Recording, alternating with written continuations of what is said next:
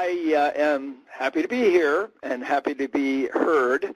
I'm also happy to represent, in fact, quite excited to represent the work that was undertaken by the Ohio, Kentucky, Indiana Regional Council, led by Travis Miller, David Rudder, and Brad Mason. This project is one that fits quite nicely with the presentation you just heard. Clearly, creating a tree-based stormwater management solution, as we heard from the earlier presenters, is not an easy task. And what OKI intended to do was to create a tool that others could use, as well as themselves, to invest in trees as part of their long-term green infrastructure and stormwater management program. The issue, of course, has been around for quite a while. As Chris pointed out earlier, the use of trees has long been endorsed by EPA, and because of that, one might expect that there are a vast number of communities that are indeed implementing tree-based stormwater infrastructure. The fact is, it's not. So the project that was created by OKI and supported by the National Association of Regional Councils and the Davie Resource Group is designed for people who are not quite prepared to undertake the kind of initiatives that we heard about in northern Kentucky. The Trees and Stormwater website is an attempt to capture what stakeholders understood about the barriers to implementing tree-based green infrastructure and how to overcome those barriers. We spent a great deal of time with the Regional Advisory Committee from the OKI area. We recruited a National Advisory Committee comprising some of the leading voices in urban forestry, as well as stormwater managers from around the country. And we did a host of webcasts, surveys, workshops, including at the Partners in Community Forestry conference sometime in the past, well, at the last meeting. It was about a year ago. All of this has been condensed and synthesized into a website that we believe or hope that can be very useful to others, not regarding the size of the community or the funding, who wish to implement a similar program in their own communities. What we've done so far is to establish, based on our research, that this works, that trees do make a significant, if not the most significant contribution as part of a green infrastructure solution, that there is a sizable return on an investment.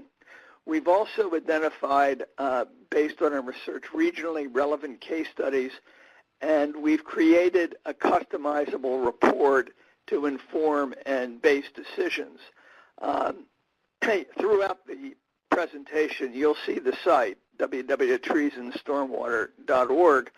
Encourage you to take a look at it, because we're in the phase now where we welcome comments and suggestions for improvements and additional information that might be useful. So what is a document builder? We heard about it in the video, but why would you want to do it? From our perspective, the document builder can help you do two things. The first is to reach two critical audiences. I noticed that not the majority, but the plurality of participants on the call are arborists or foresters. If you're interested in integrating trees into your stormwater management program, which is quite logical since rights-of-way constitute one of the largest areas where communities can plant trees on their own lands, you're going to need to convince other folks, whether it's your local planners, your public works executives, or your park managers. The document builder will help you actually explore how well your community is using trees now, not just green infrastructure, but green infrastructure including trees. The second audience that we need to work with is the public and policymakers. When you compile a document through the document builder, you'll be able to craft what we hope is a persuasive set of messages that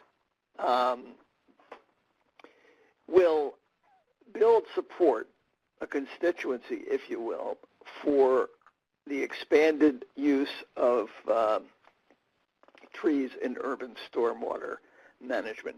We would characterize the document as both a learning tool, because you will learn a great deal about your community, as well as a teaching tool.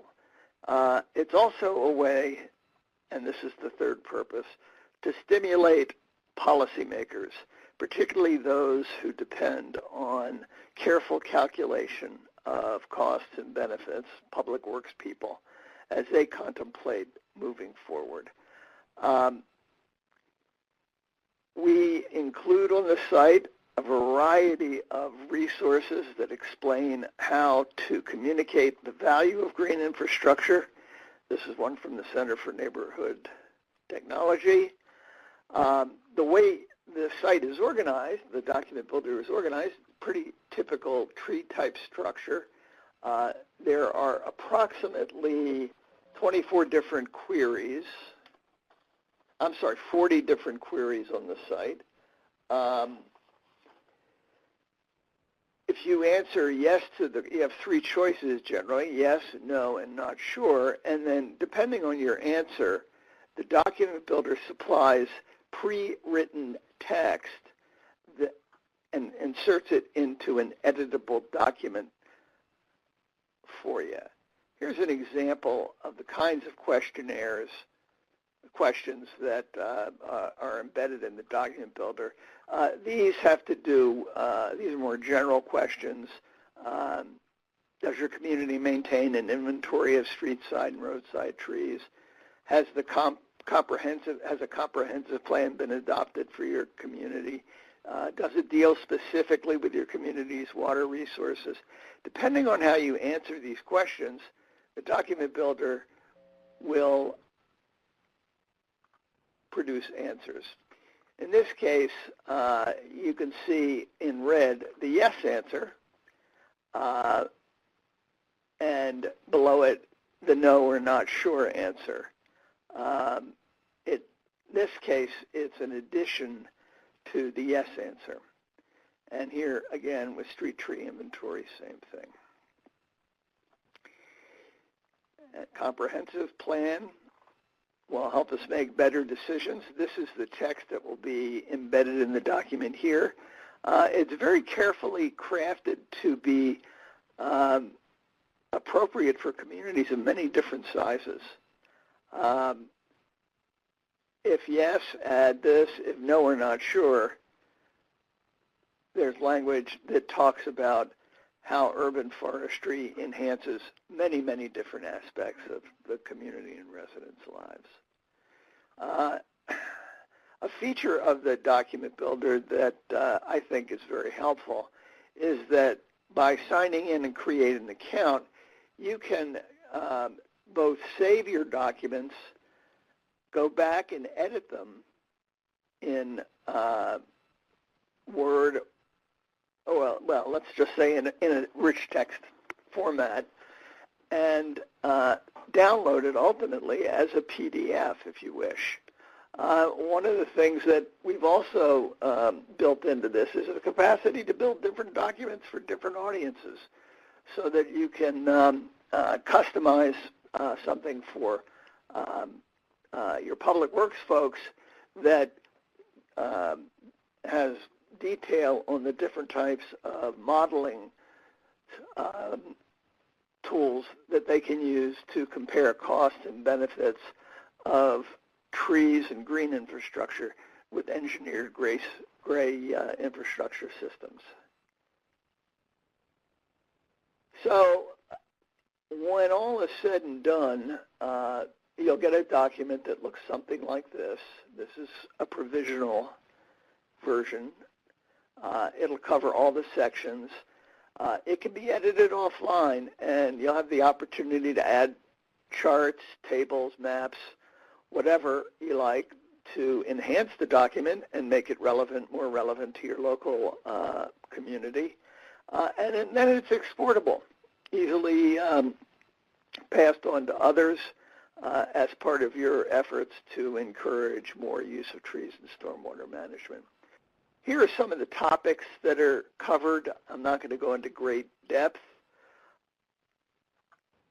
I do want to say a little bit about the more technical material that's included, in particular, exemplary projects, including schematics for construction similar to what we saw in the earlier presentation, case studies which are regionally based and which relate to communities of different sizes, calculators that are approved, let me rephrase that, calculators that adapt many of the EPA-approved stormwater flow calculators to incorporate the impact of trees.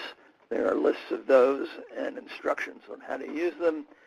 And then we also deal with the softer side of implementing stormwater management programs, and that is the necessary building of coalitions and creating a policy framework and ordinances that will help you accomplish your goals.